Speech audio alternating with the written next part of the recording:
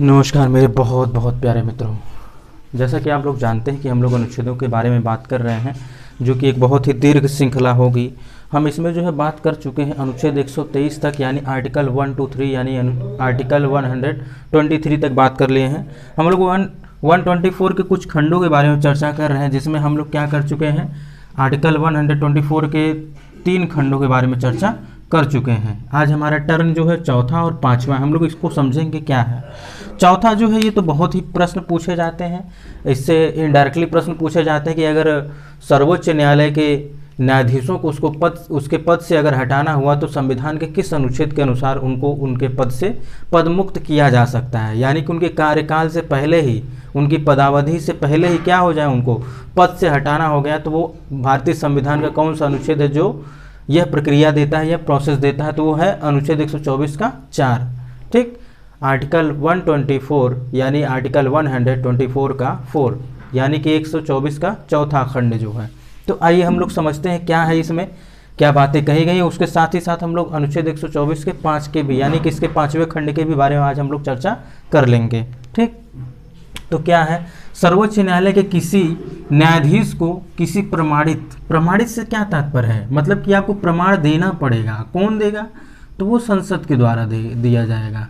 ठीक, संसद के द्वारा दिया जाएगा। अगर कोई व्यक्ति विशेष कह रहा है कि ये न्यायाधीश ऐसा है वैसा है, तो उससे ऐसे नहीं होगा जब तक उसका क्या होगा, एक प्रमाण होगा, एक प्रकार से कहा जाए एक एविडेंस न होगा। ठीक, कदाचार यानी कि उसके व्यवहार में कुछ गड़बड़ी हो, या शारीरिक असमर्थता यानी अक्षमता, यानी शारीरिक रूप से क्या होता है कि वो क्या हो, कार्य करने योग्य ही ना हो, किसी मामले में उसे अपने विचार देना तो दे दिया गलत सलत से क्या तात्पर्य है कि कुछ भी दे दे, किसी के भी पक्ष में कुछ भी कह दे, ये क्या हो गया, अक्षमता। ठीक, 65 वर्ष से पूर्व भी उन्हें पद से क्या किया जा सकता है, मुक्त किया जा सकता है कि भाई तुम बहुत बोझ उठा लिए, अब जाओ आराम करो। क्या होता है, क्या कह दिया जाता है कि अब आप क्या करेंगे, जैसे ही ये पारित हो जाता है, राष्ट्रपति महोदय अपना हस्ताक्षर कर देते हैं, तो ये अपने पद से मुक्त हो जाते हैं। कैसे, आइए हम लोग समझते हैं। पहला तो ये बात हो गया कि अगर उनको हटाना हुआ तो उसके लिए एक प्रमाण चाहिए। प्रमाण से क्या तात्पर्य है कि एक प्रमाणित क्या होनी चाहिए, प्रमाणित एक सबूत होना चाहिए, एक एविडेंस होना चाहिए, जिसके आधार पर भी उनको पद से हटाया जा सकता है। कब हटाया जा सकता है, 65 वर्ष से पूर्व उनको हटाया जा सकता है। ठीक, तो अब हम लोग बात करते हैं कि प्रक्रिया होगी कैसे। अगर मान लीजिए 65 वर्ष से पूर्व उन्हें हटाना ही पड़ गया तो प्रक्रिया होगी कैसे, तो न्यायाधीशों को हटाने की प्रक्रिया जो होती है संसद के द्वारा प्रारंभ की जाती है। संसद कौन होगा, संघ की विधायिका का नाम है। ठीक, क्या है ये, संघ की विधायिका है जो यूनियन लिस्ट पर क्या बनाती है, कानून बनाती है, संघ सूची पर प्रारंभ की जाती। ऐसी प्रक्रिया के लिए संसद के प्रत्येक सदन द्वारा, ये सदन शब्द क्या है, सदन से आप लोग वाकिफ होंगे, जानते होंगे कि एक राज्यसभा होता है और एक लोकसभा होती है। ठीक, लोकसभा और राज्यसभा ये क्या है, संसद की 2 सदन है। ठीक, संसद की 2 क्या है, एक सदन है। तो संसद के प्रत्येक सदन द्वारा अपने कुल सदस्य संख्या के बहुमत का तथा संसद में यानी सदन में उपस्थित एवं मत देने वाले सदस्यों का कम से कम क्या होना चाहिए, 2 तिहाई होना चाहिए। 2 तिहाई से क्या तात्पर्य है, मान लीजिए अगर संख्या है तो इसका अगर हम 2 तिहाई निकालेंगे तो क्या निकलेगा,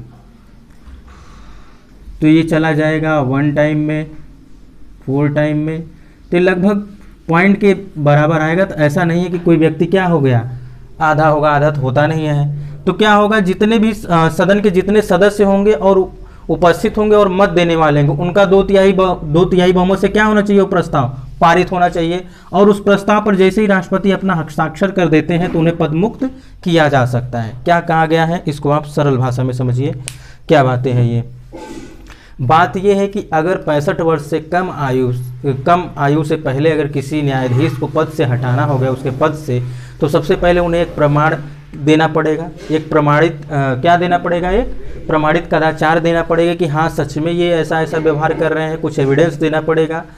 और जब ये दे दिया जाएगा, इनको शारीरिक अक्षमता के कारण भी इनको पद से हटाया जा सकता है। अब हटाया कैसे जाएगा, तो ये संसद के द्वारा स्टार्ट किया जाएगा। संसद द्वारा स्टार्ट करने के बाद क्या होगा कि ये जो है प्रत्येक सदन से यानी संसद के प्रत्येक सदन से कुल जितनी सदस्य संख्या होंगी उसके 2/3 बहुमत से पारित करना होगा उस प्रस्ताव को। उस प्रस्ताव को जब दोनों सदन जब पारित कर देंगे 2/3 से, फिर उसके बाद क्या होगा, उस पर राष्ट्रपति महोदय अपना हस्ताक्षर कर देंगे और वो पद से हट जाएंगे। वो पद से क्या हो जाएंगे, मुक्त हो जाएंगे। राष्ट्रपति का हस्ताक्षर करने से ये तात्पर्य होता है कि वो भी इस बात से सहमत है कि हाँ, ये जिस न्यायाधीश के ऊपर ये आरोप लगाए जा रहे हैं, जो आक्षेप लगाए जा रहे हैं, जो एलिगेशन लगाए जा रहे हैं, ये वैलिड है, निराधार नहीं है, इस पे सच में आधार है या फिर वैलिड है ये। ठीक, राष्ट्रपति महोदय के हस्ताक्षर के बाद ही क्या हो जाते हैं, वो पद से मुक्त हो जाते हैं। तो ये हो गया आर्टिकल 124 का 4। क्या हो गया इसमें, आप लोग इस बारे में समझिएगा। आपको संविधान जब आप उठाएंगे, कोई भी बुक आप उठाएंगे पॉलिटी की, उसमें लिखा होगा न्यायाधीशों पर महाभियोग की प्रक्रिया। मैं महाभियोग की प्रक्रिया को यहाँ पे नहीं लगाया इसलिए क्योंकि ये जो आर्टिकल 124 का 4 है, इस प्रक्रिया के द्वारा कई लोगों को, कई संवैधानिक पद पर बैठे हुए व्यक्तियों को उनके पद से हटाया जा सकता है। इसलिए मैं यहाँ पे महाभियोग शब्द नहीं इस्तेमाल किया हूँ, जो कि आप पाएंगे कई बुकों में जो है ये लिख दिया गया है। ठीक, महाभियोग किसके ऊपर, न्यायाधीशों पर महाभियोग की प्रक्रिया। जैसा कि आप लोग जानते होंगे, राष्ट्रपति महोदय पर भी महाभियोग की प्रक्रिया लाई जाती है अगर उनको उनके पद से, उनके कार्यकाल से पहले अगर उनके पद से हटाना हो गया। अनुच्छेद 61 के अनुसार हम लोग इसके बारे में बहुत ही डीप और बहुत ही डिटेल बात कर चुके हैं। ठीक, अगर आपने नहीं देखा होगा वो वीडियो तो आप अवश्य देखिए, आपका ये क्लियर हो जाएगा, आपको एक भी डाउट नहीं रहेगा। अनुच्छेद 61 क्या है, इसमें राष्ट्रपति पर महाभियोग की प्रक्रिया कि अगर उनको उनके पद से, उनके कार्यकाल पूर्ण होने से पहले अगर उनको पद से हटाना हो गया तो कैसे हटाया जाएगा। तो इसमें पूरी की पूरी प्रोसेस दी गई है, पूरी प्रक्रिया बताई गई है। ठीक, तो ये हो गया आर्टिकल 124 का 4 खंड। अब हम लोग 5वें खंड के बारे में चर्चा करते हैं, यानी आर्टिकल 124 का 5। ठीक, क्या है इसमें, उच्चतम न्यायालय के न्यायाधीशों के पदमुक्त से संबंधित किसी भी प्रकार के कदाचार, अक्षमता से संबंधित विधायी प्रक्रिया द्वारा ही स्पष्ट किया जाएगा। देखिए ये क्या है, कभी भी किसी भी न्यायाधीश पर पदमुक्त करने के लिए अगर कोई एक मामला आ जाए कि हाँ, इस मामले के आधार पर इनको पद से हटाया जाए, तो ये जो मामला होगा इसका स्पष्टीकरण कैसे होगा, एक प्रोसेस के द्वारा होगा, विधायी प्रक्रिया के द्वारा होगा। ये विधायी प्रक्रिया होगी कैसे, तो विधायिका के द्वारा लाई जाएगी। ठीक, आप यहाँ पे एक शब्द समझ सकते हैं, ये जो हिंदी शब्द है यहाँ पर विधायी से तात्पर्य ये होता है कि ये क्या होगी, विधायिका के द्वारा आएगी। क्या करेगी ये, विधायिका के द्वारा आएगी। विधायिका कौन है संघ की, तो संसद है।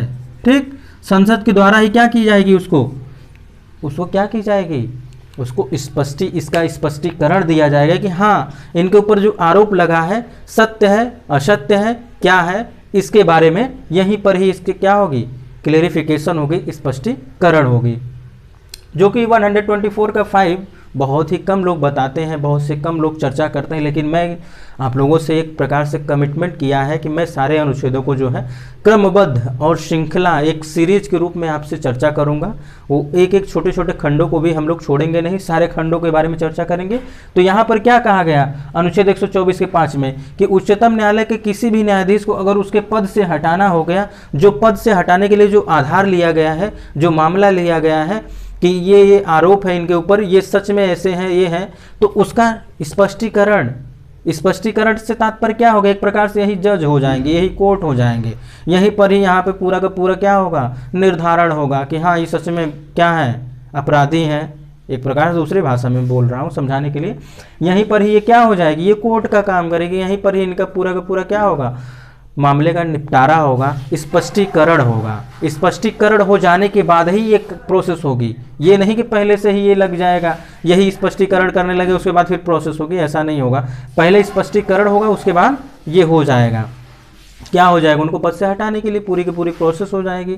ठीक, तो मित्रों आज के लिए बस इतना ही। आज हम लोग अनुच्छेद 124 के 4थे खंड और 5वें खंड के बारे में चर्चा कर लें। आगे हम लोग 6ठे खंड यानी 124 का 6 और 124 का 7 के बारे में हम लोग चर्चा करेंगे, जिसमें हम लोग शपथ के बारे में और उनके वेतन से संबंधित कुछ बातों, जरूरी तथ्यों के बारे में हम लोग चर्चा करेंगे। तो मित्रों आज के लिए बस इतना ही, हम लोग मिलते हैं नेक्स्ट वीडियो में, तब तक के लिए नमस्कार।